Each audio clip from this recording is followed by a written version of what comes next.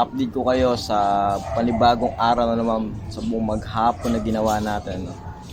Isa lang tayong bumira ngayong araw na to. Papakita ko po sa inyo yung ginawa natin, mga anilyo na tinalian natin sa pamamagitan ng alambre, no? May stirrup sa roof beam natin na yung biga. Pakita ko kayo, itur ko kayo sa ginawa natin sa buong linggo. Ayan po yung ginawa natin, kasama lang mga ilan natin mga kapatid, mga kasama sa church, no? Yung people and adult at ang ating pastor na pag siya pa'y dumadalaw at pumunta rito, talagang bubuhos at magbibigay po siya ng time para makasama natin sa pag-work. Siya po ang nagagawa natin ng anilyo na yan. Ito yung part na to.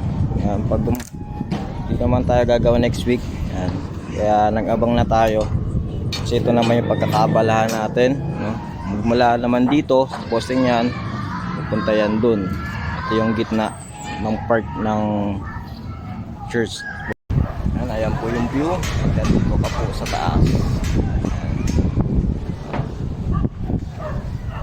Kung napansinin po, kung tayo po ay nog-nog na, no? Mukha na daw tayo nag-jirit yan. Ang view. Ayan mga kapatid, kabirada ang view. Dito sa taas, yan makikita nyo po. Salamat po sa biyaya po ng Panginoon. Tapos naman natin po, no, yung isang biga ginawa natin sa buong linggo. Pag-anilyo, pag-install ng roof beam, yan yung part na po na yan. Lalagyan pa po natin yan doon sa kabilang side naman.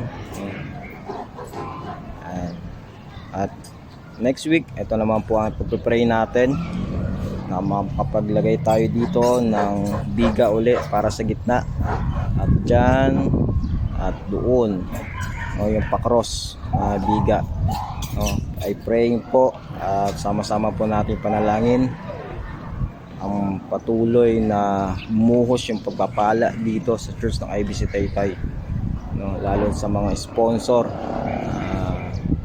na gamitin ng Panginoon para sa ating pagpapatuloy ng construction dito sa IBC Taytay Church, no?